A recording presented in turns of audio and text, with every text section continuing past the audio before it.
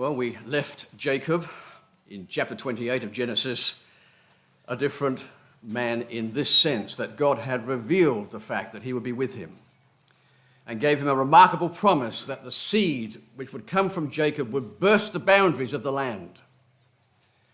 And Jacob leaving with a vow that should he return to his father's house in peace, then Yahweh would dwell with them as a whole house, and that this pillar that he established shall be God's house. And with that thought in mind, the record says in chapter 29 and verse 1 that Jacob went on his journey. The Hebrew word is lifted up his feet.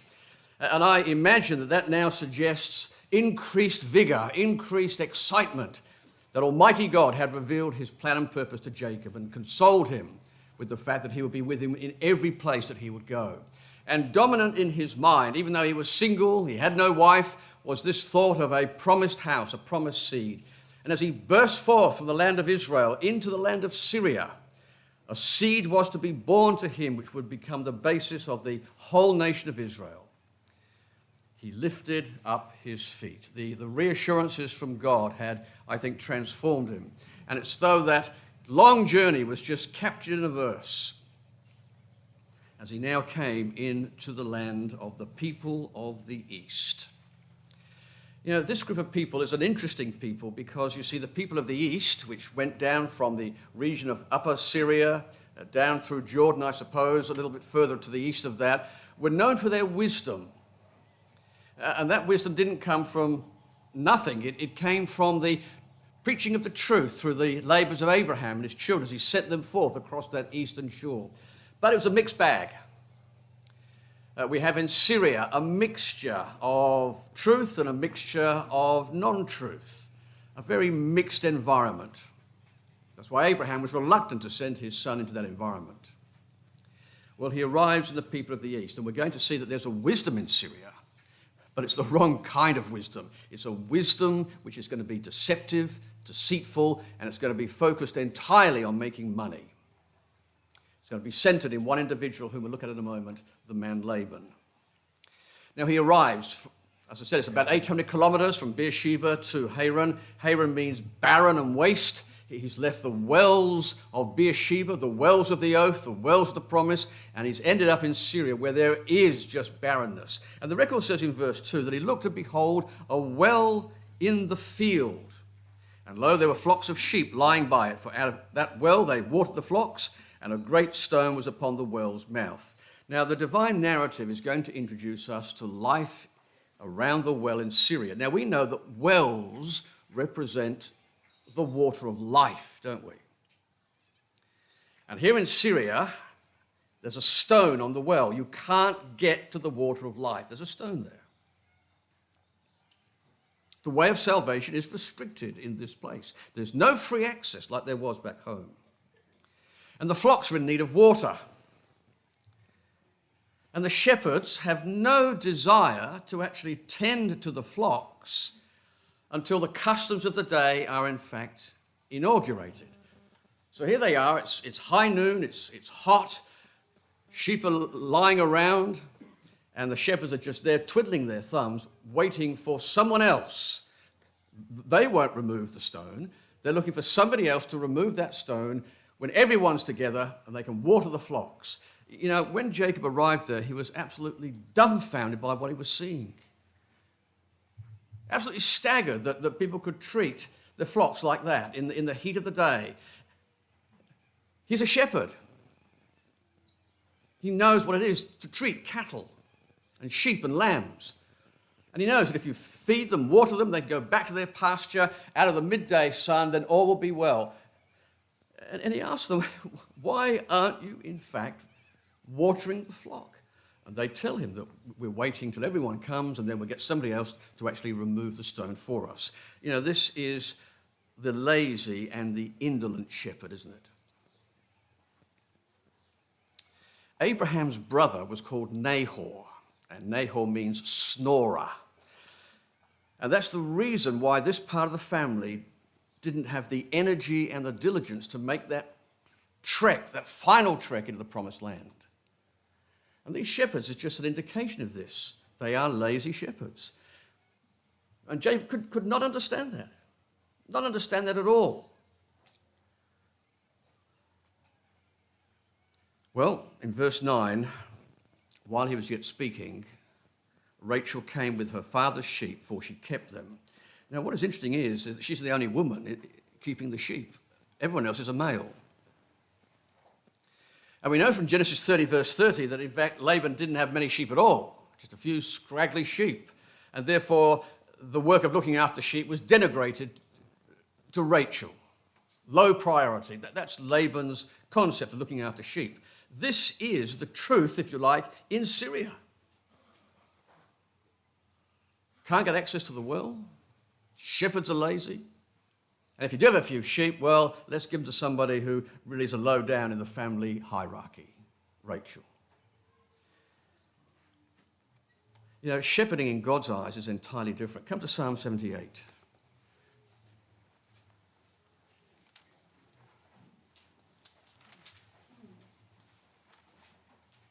The whole psalm was based on shepherding. Yahweh is my shepherd, I shall not want. He maketh me to lie down in green pastures. But in Psalm 78, we have the value that God places on this work.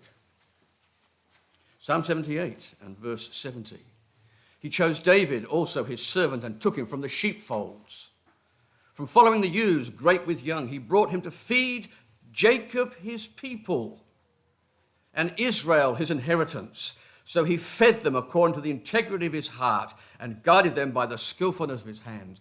And all of those skills that were there to look after defenseless sheep and looking after ewes that were lambing, all the care needed to protect them from the predators of the surrounding place, was all the skill that God could use to feed a nation.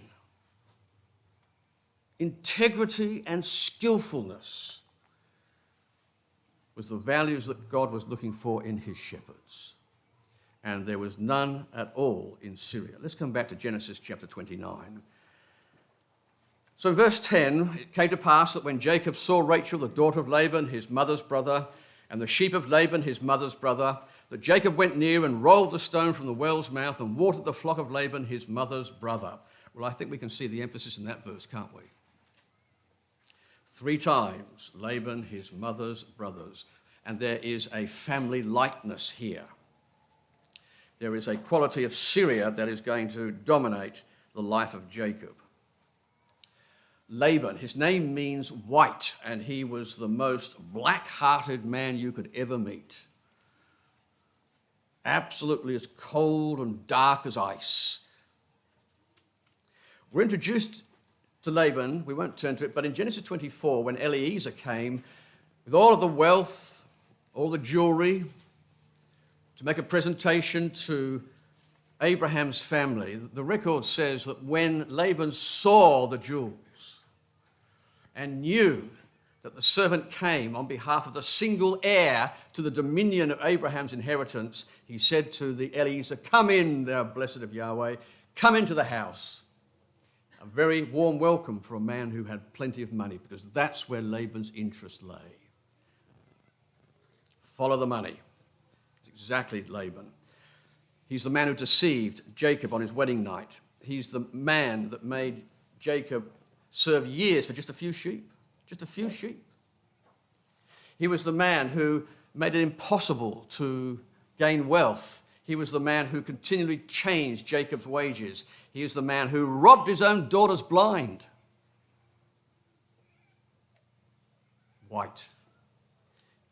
Whitewashed would probably be a better description for this man. Laban, his mother's brother. And you know, it wasn't difficult to roll the stone away. I mean, one man could do that. He'd had enough of these idle shepherds, and he saw Rachel coming, and she obviously had need, that these sheep needed to be watered, so he rolled the stone away, watered the flock. And then we read in the record in verse 11 that he kissed Rachel, that's the custom of the day, and lifted up his voice and wept. You can imagine Rachel. This man comes out of the blue, rolls the stone away, helps water the flock, then all of a sudden he bursts out into tears.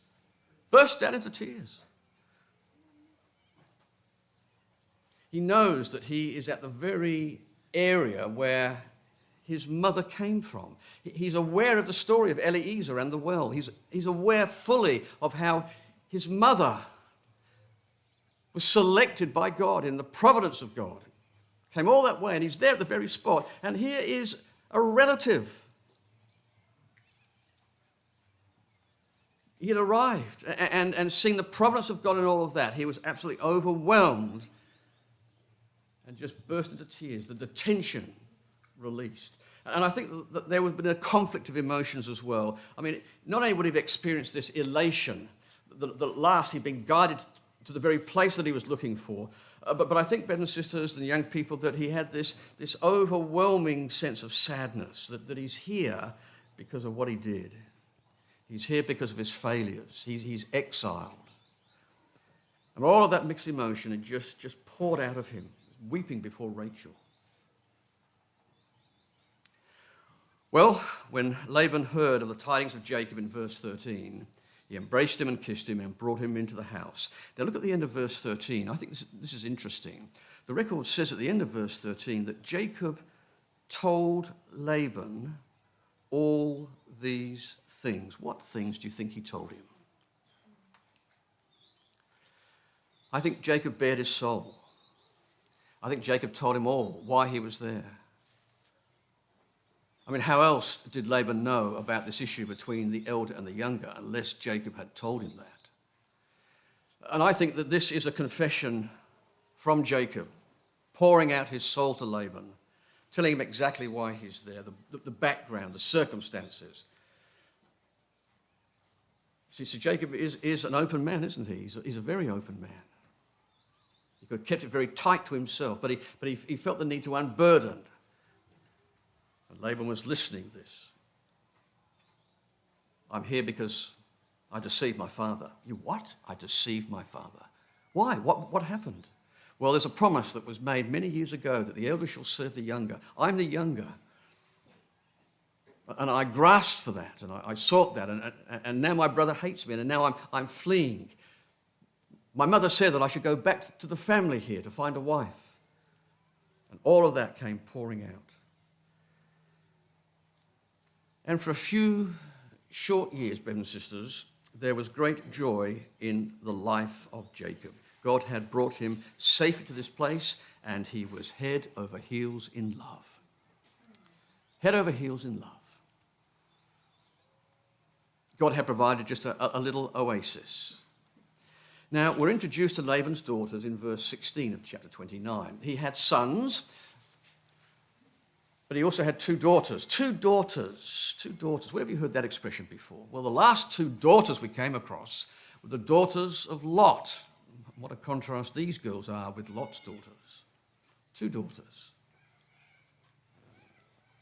And verse 16 says, the name of the elder was Leah, and the name of the younger was Rachel. So we're being set up in the record, aren't we, to talk about elder and younger. The context is now framing for this kind of issue. Leah, her name means weary. Rachel means a ewe. And the record gives us a description of these two women. Verse 17, Leah was tender-eyed, but Rachel was beautiful and well-favored. Tender-eyed, the word means to be soft, to be tender. The eye is a representation, isn't it, of the way of thinking, the disposition. Leah was a soft woman, tender-hearted. Lovely to see those values in sisters, isn't it? Her gentleness and tenderness is highlighted in the record. Her character is highlighted. But with Rachel, her character's not revealed. She was beautiful and well-favored. And the record is suggesting that that was the attraction to Jacob. She's a lovely, lovely young lady. Beautiful, well-favored. And tragically, Jacob is going to repeat the mistake of his father, that he's going to be looking at the externals of this woman and be attracted by her.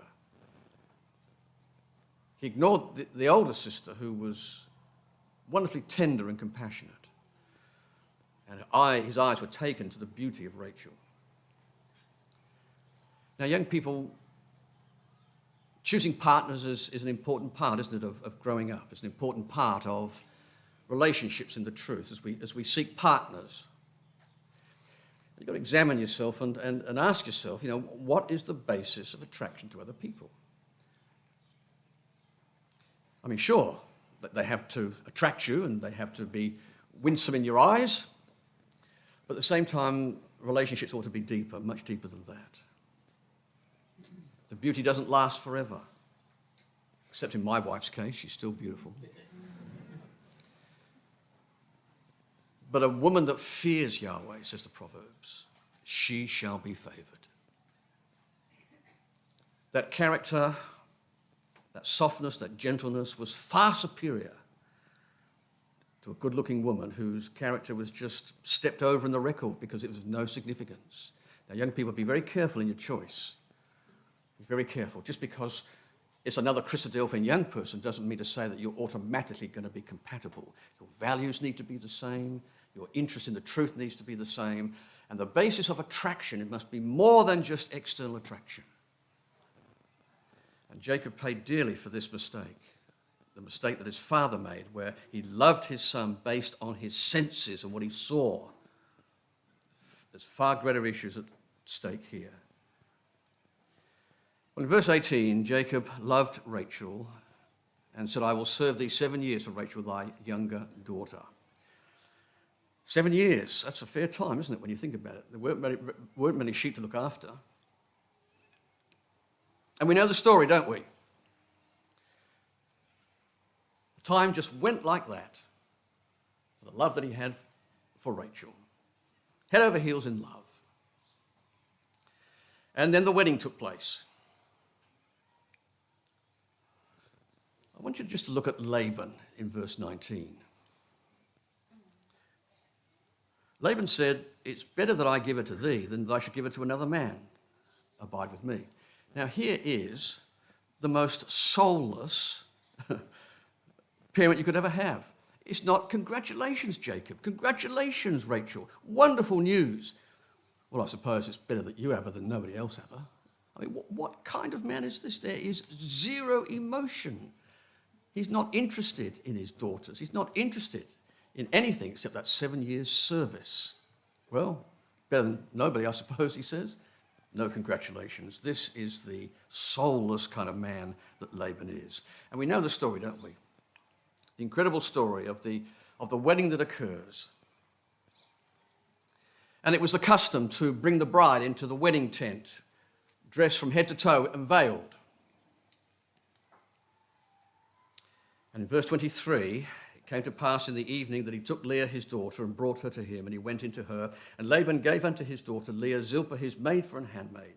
And it came to pass in verse 25 that in the morning, behold, it was Leah. In fact, the Hebrew is, in the morning, she, Leah.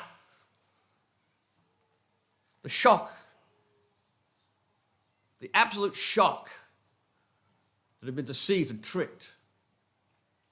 And when you look at that record, brothers and sisters, you ask yourself, well, how complicit was Rachel and Leah in this arrangement?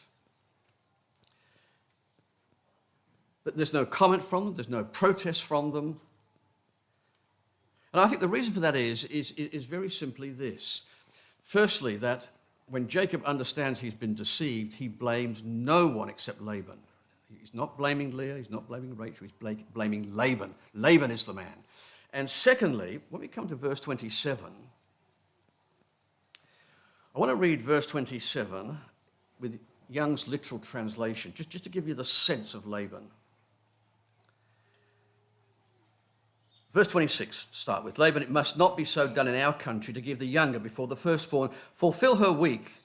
We will give thee this also for the service which thou shalt serve with me yet 7 other years. Now, Young's literal translates verse 27 this way.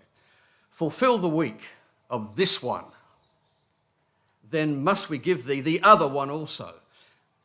Now, it's not Rachel or Leah, it's this one and that one. They are commodities. He is the master of his daughter. They had zero say. It's just this one and that one. And I think that Leah and Rachel had no opportunity to resist the autocratic and deceitful man before them. this one or that one. Just commodities. Laban was the man to blame. We find that the rebuke comes, doesn't it, in verse 26. Jacob is asking why, and we all understand the reason why. We all understand the reason why. And the events of the wedding night are analogous to what Jacob had done. Blinded by love, deceived by a disguised person, where the elder was given before the younger. And Laban knew how to twist the screws into Jacob on that one. The supplanter had been supplanted. But you know, what's important to understand is that this was the wife that God gave Jacob. In the providence of God, this was the wife that God gave Jacob. And you know, Jacob could have easily have said, okay, I accept the promise of God in this, and he could have walked away from Rachel, but he can't walk away from Rachel because his emotions are caught in love with this woman. Verse 26, Laban said, it must not be so done in our country, and the implication is it shouldn't be done in your country either, to give the younger before the firstborn. This was the Syrian practice. Jacob was reminded, young people, brothers and sisters, that deceit hurts, that you cannot achieve the blessings of God through selfish trickery. And being now on the end of being deceived, he was now experiencing firsthand what it was like and the damage that deceit creates. Now, I'd like you to keep your hand in Genesis, come to Hosea chapter 12. You see, because we start an epoch in Jacob's life, which is described for us by the prophet.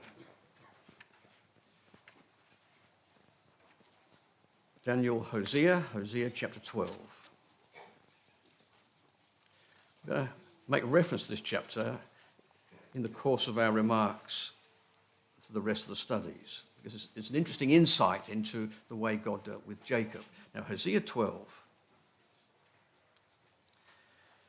as the prophet denounces the northern idolatry there up in the north of the land. In verse 2, Yahweh hath also a controversy with Judah,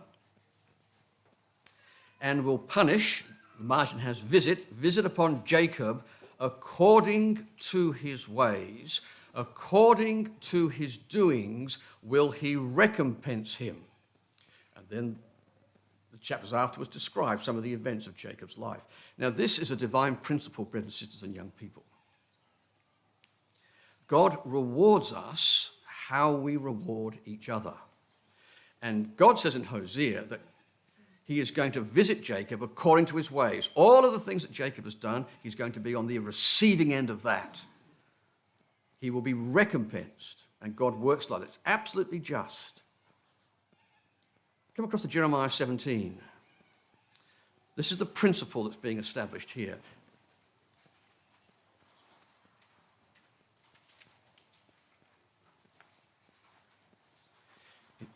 We have that famous verse, don't we, in Jeremiah 17, verse 9. The heart is desperately sick, deceitful above all things, desperately wicked. That's the condition of human nature. Prone to sin, desperately wicked. So in verse 10, answers the question of verse 9. Who can know it? I mean, we have trouble examining our motives. We have trouble working out why we do things. Who can know it? Well, the answer comes in verse 10. I, Yahweh, I know it. I can search the heart, your innermost thoughts and feelings. I try the reins. These are the emotions in a man. Why? Even to give every man according to his ways and according to the fruit of his doings. In other words, brothers and sisters, that God rewards us in our lifetime in the way that we reward other people. To the merciful, says the psalmist, he will show himself merciful. To the upright, he will show himself upright. But to the froward, he will show himself froward. how you deal and interact with your fellow young people, your fellow brothers and sisters, you will be on the receiving end of precisely that kind of treatment.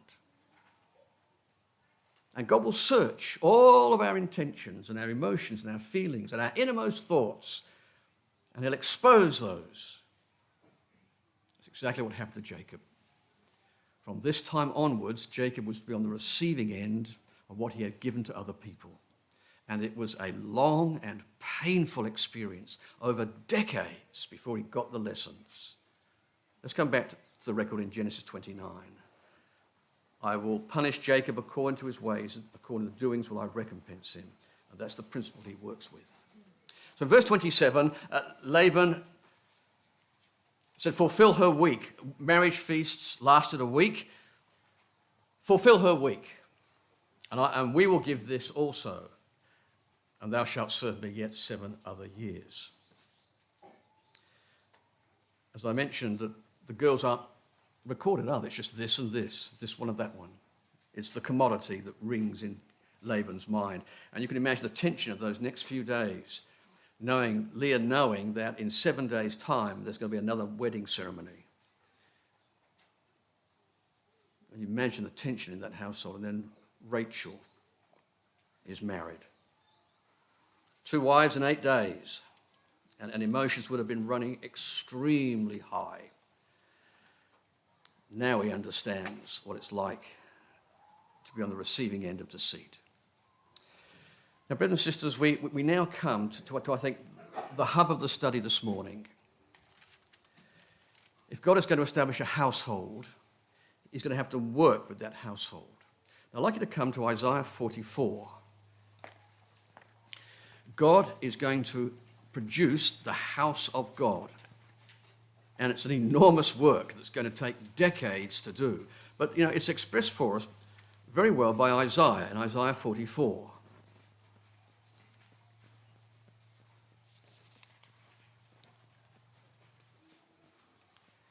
Here it is in verse 21. Remember these, O Jacob and Israel, for thou art my servant. I have formed thee. Thou art my servant, O Israel, thou shalt not be forgotten of me. Now there is the intention of God to create and to form Jacob and Israel. Isaiah 43, just a page before. Isaiah 43 and verse 15. I am Yahweh, talking about Jacob, your Holy One, the Creator of Israel, your King. And what we have, brothers and sisters, is this desire by God to shape and to mold and to manufacture faith in this house. The Yahweh name, he will become. It's his work. Not Jacob's work, it's God's work. And God is now going to establish this whole series of arrangements, deliberately engineered in the fact to make these people respond in faith. And firstly, he's got to shape the parents. He's going to shape the family later on, mostly through the life of Joseph, which of course is another study, but he's got to begin with the parents. Let's look at how God shaped Leah. I mean, can you imagine the Elohim looking at this and seeing all the raw emotions being displayed in this family and trying to come up with the right counsel to be able to change these people? An amazing work when you think about that. If we were part of those Elohim, where would we even start with this family? But God just knows the right pressures to bring. Now the scene is set in verse 30, isn't it? He went also to Rachel, and he loved also Rachel more than Leah, and served with him yet 7 other days. He still loved Leah after Saul. I mean, they shared the conjugal bed together, but that love was nothing compared to the love he had for Rachel. And over time, Leah felt almost a willful neglect in this arrangement. I mean, every time Jacob looked at Leah, it would have reminded him of that night when he was tricked. The elder and the younger sister were very much in competition for Jacob's affections. And this is setting, of course, the scene for the heartache and the tension in the family. And God is going to work with all of this as he examines the reins, the emotions, as well as the heart, the innermost thoughts. Now, we're introduced to Leah as a godly woman, a woman of prayer, a woman who is conscious of God in her life. The record says in verse 32 that she's afflicted and hated. Hated in the sense of being loved less in this particular context. Afflicted.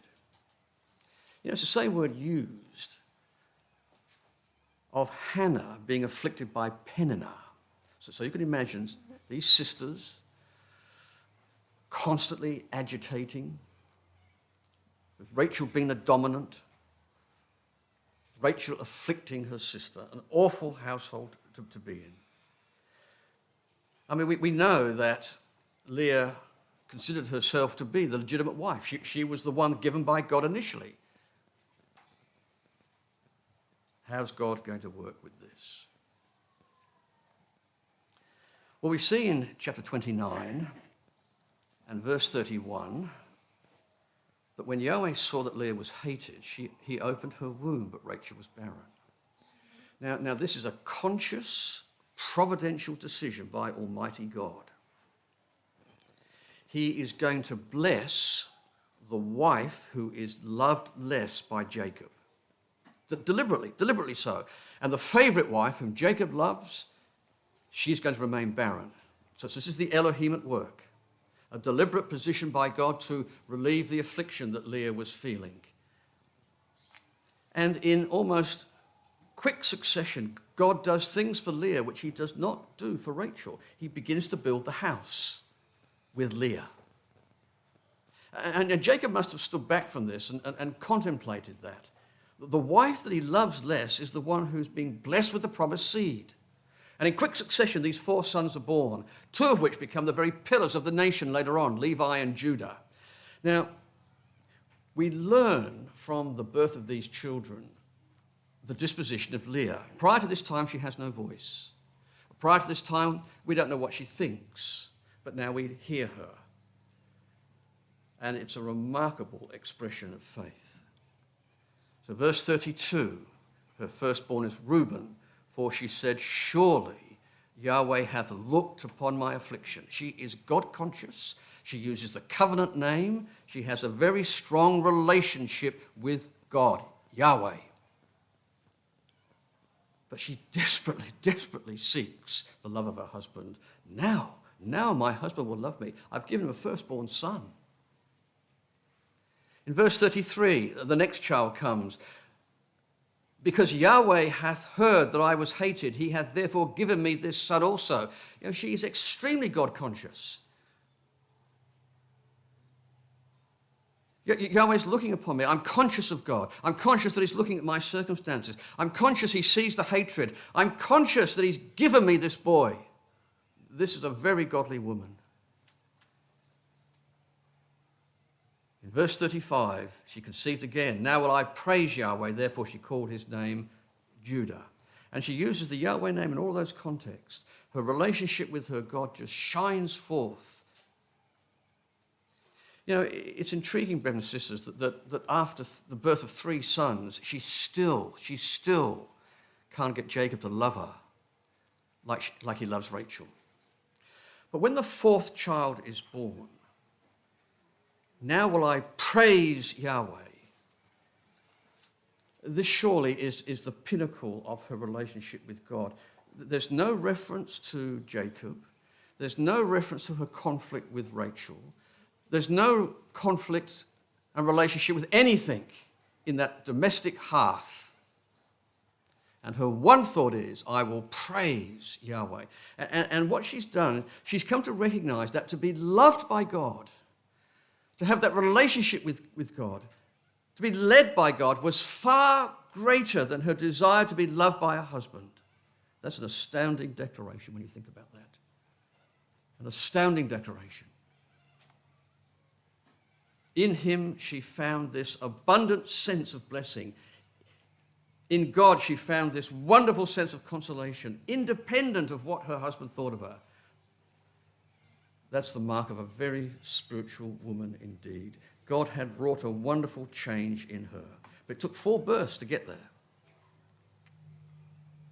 Sisters, you should never underestimate the importance of having a personal relationship with Yahweh, the covenant God.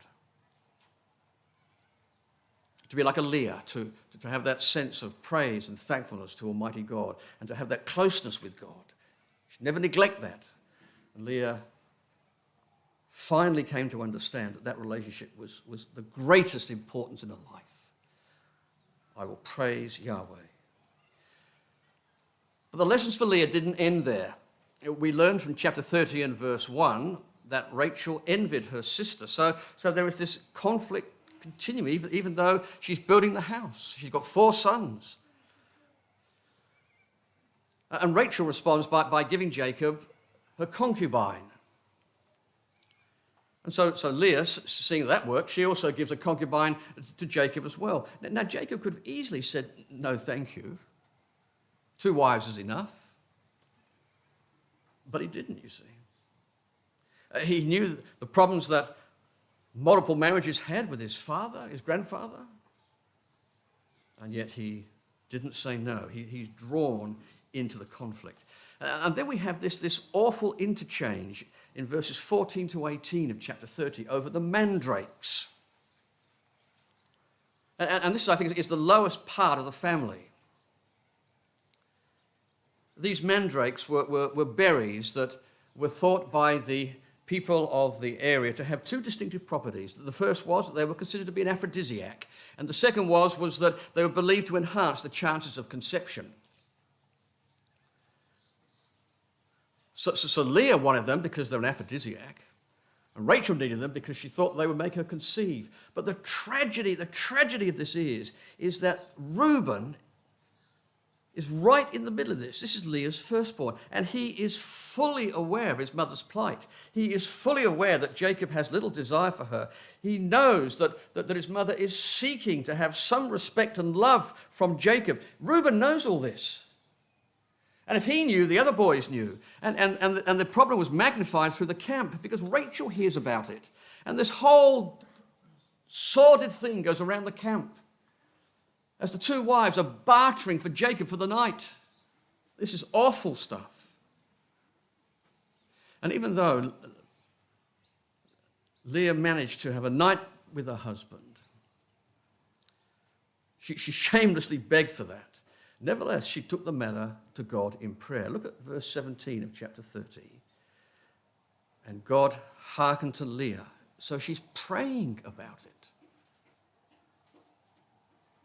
She is this kind of woman. In all of that strife, in all of that sordid detail, racing around the camp, she prayed to God. And finally, the 6th son, she didn't have to beg for Jacob's attention this time round. And we have this glorious verse in verse 20. Leah said, God hath endowed me with a good dowry. Now will my husband dwell with me. Young's Literal says, this time does my husband dwell with me. At last she found connected to her husband, not to Jacob, her husband. At last this 6th birth had made her respected and loved as a wife. And God hearkened to that and responded to that. And Leah at last was given this wonderful gift for her faithfulness and for her endurance and her persistent love for her husband. Now my husband's living with me, she said. That's all I want. So how did God work with Rachel? Well, Rachel starts off as a very unsympathetic and unspiritual woman. Beautiful,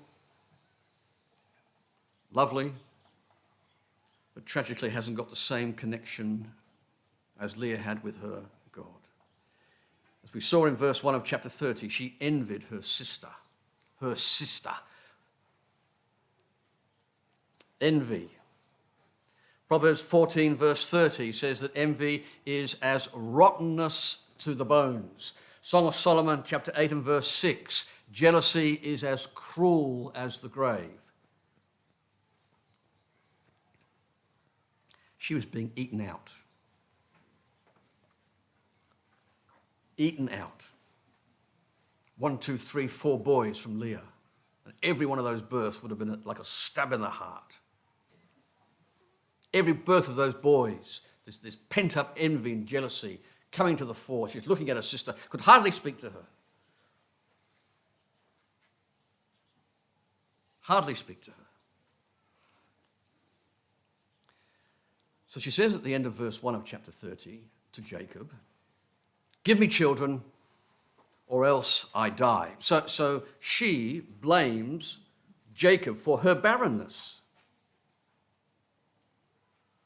She didn't bring God in the picture like Leah.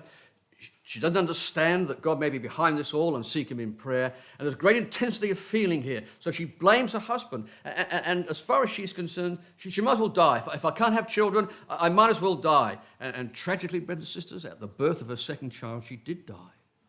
Be very careful what you ask for. Now in verse 2, Jacob's anger was kindled against Rachel. So why is it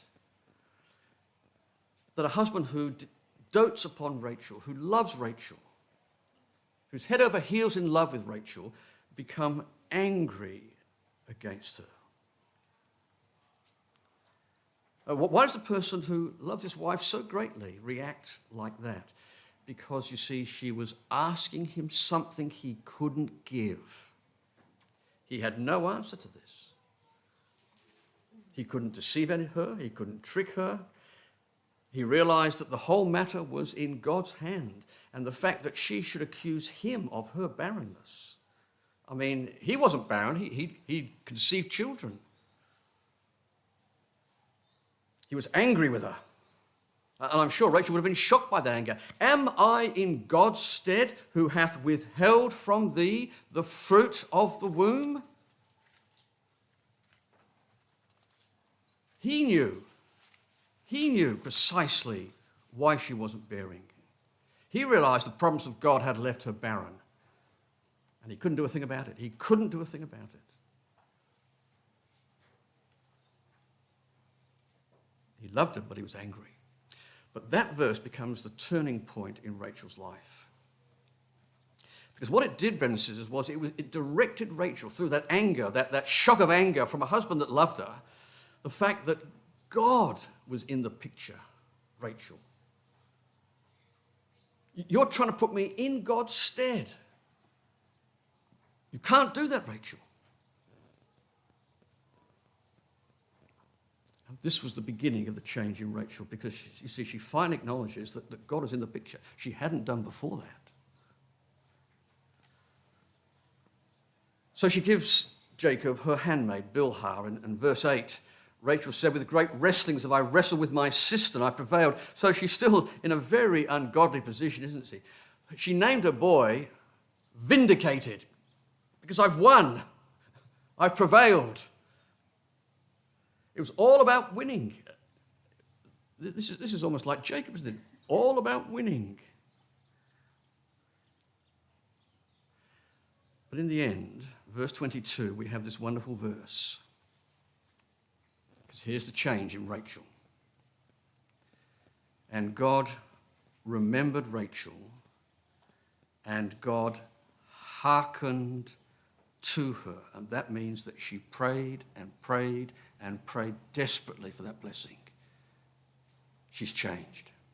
And that outburst from Jacob had suddenly shocked her into the fact that she needed to bring God into the equation. She needed to seek him and to find him, to pray to him, asking him to listen.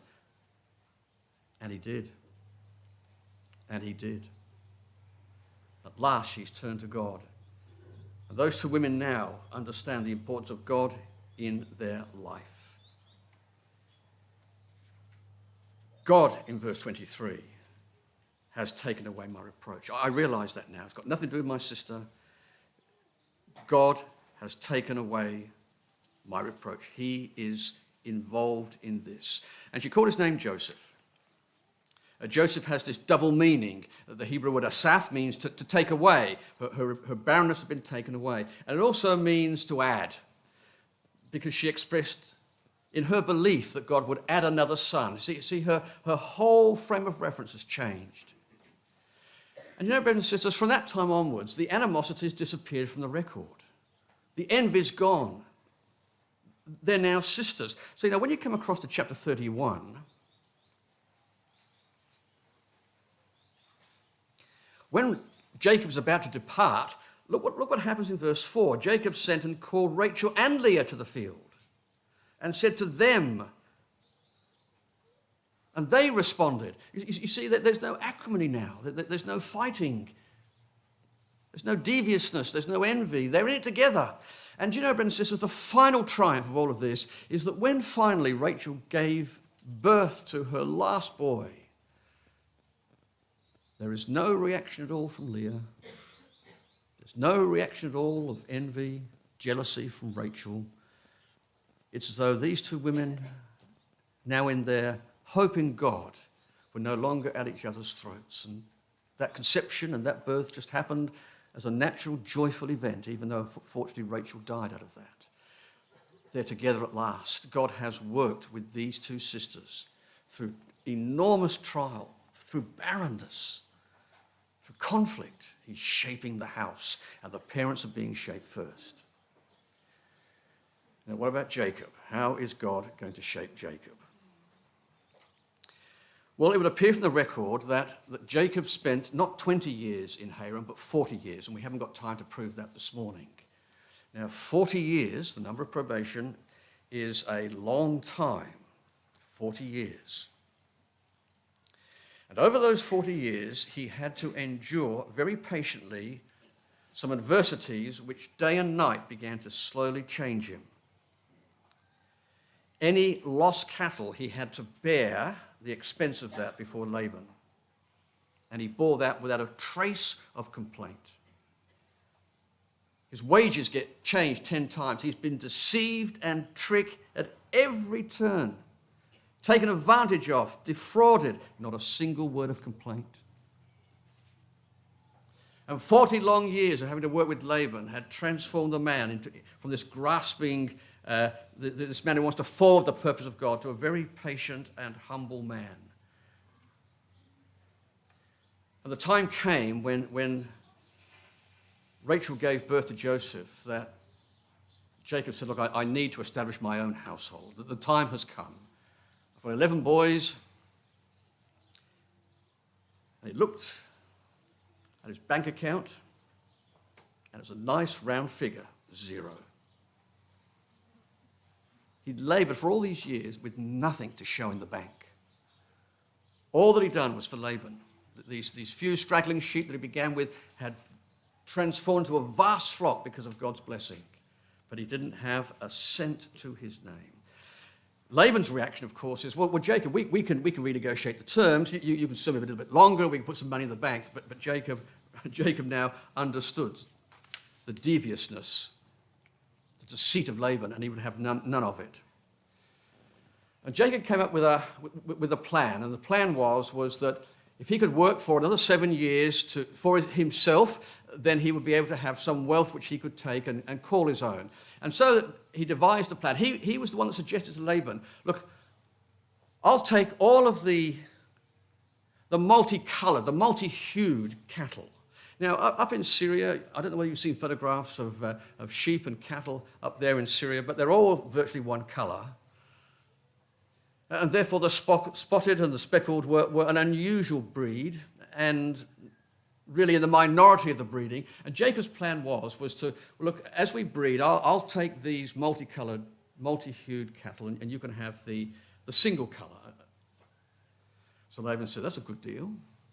And just to make sure the deal's going to go his way, what he deliberately does, this is Laban all over, he removes all of the multicolored cattle out of the flock and drives them 3 days' distance so there can be no intermingling at all between single color and multicolour. And Laban is stacking the deck against Jacob, so that finally Jacob is left with all single color cattle. Laban's probably just smiling inwardly at Jacob, this will never work for you. And we read this morning of this very elaborate scheme that Jacob had. And we made it the reading, brothers and sisters, just to focus a little bit about what's happening here. You know, when you read that, you think, oh, this is Jacob again. You know, Jacob scheming and planning and having all this elaborate arrangement of these special kind of trees. But we're going to read chapter 31 in a moment, just to put this all into context. What is interesting is that there's been a bit of scientific study on some of these trees. I mean, when you read the authorized version, they sound more like English trees, elm and poplar, but the Hebrew words refer to trees which are indigenous to the area of Syria. And there's been a bit of scientific exploration on these kind of trees, and guess what? They have found that these particular trees have some very strong medicinal properties. Some of these trees cure urogenital problems, reduce fevers, work as anti-inflammatories, and aid in reproducing reproduction. And if you mingle them with water, which Jacob did in the troughs, then it releases these chemicals into the water which assist with the health of the cattle. Now, local knowledge, Jacob knew that. And when you read that chapter, you think, well, here he is, scheming, planning, putting it all together, making sure he gets the best. But let's come to chapter 31, because we need to put this in context.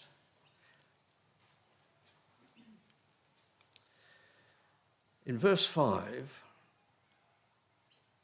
he said to his wives, I see your father's countenance that's not toward me as before.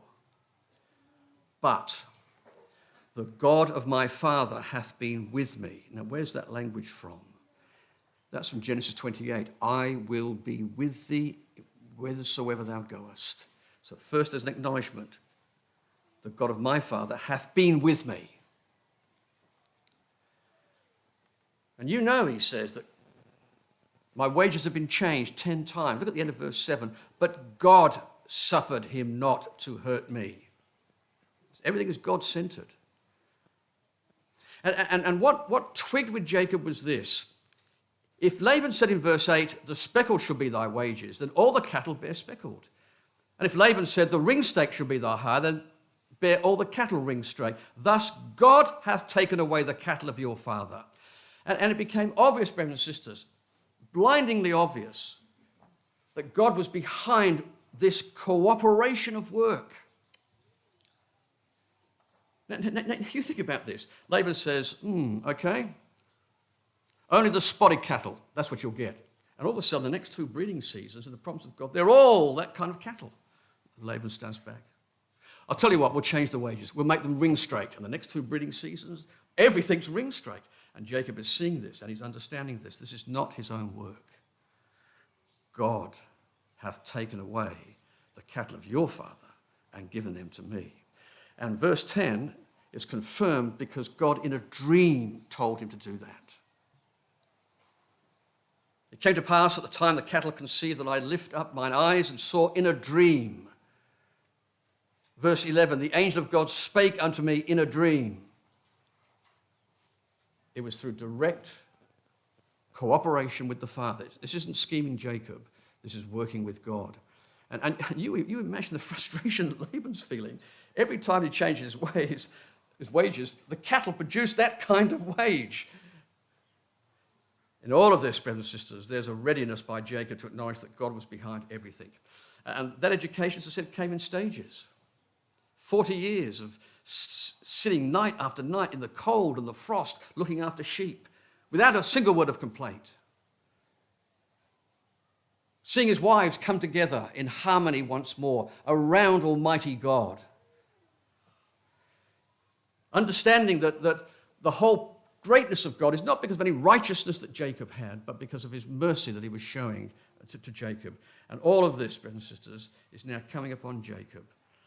And Jacob now realizes that God is behind this all. It's time to go home, and God has indicated it's time to go home. This is the work of God. That over the years, through trial and tribulation, God slowly and surely changes us. if we're prepared to respond to that change. Paul put it this way, to have the senses exercised. Not to see life just as a random series of events that are occurring, but to see purpose behind it all, to see the hand of God behind it. We won't see the hand of God in everything, of course we won't. And some things we'll puzzle over, and it won't be until many years later that we may look back and understand, of course, now I understand why that happened to me, why that happened to brother so-and-so, sister so-and-so. But in all things we have this tremendous confidence, this wonderful sense of blessing that Almighty God is working together for our good, to minister abundantly into the kingdom of God. And if God can form and transform a household like Leah and Rachel and Jacob and bring them together in unity around the things of God, imagine what he can do for us. How great is the God of Jacob.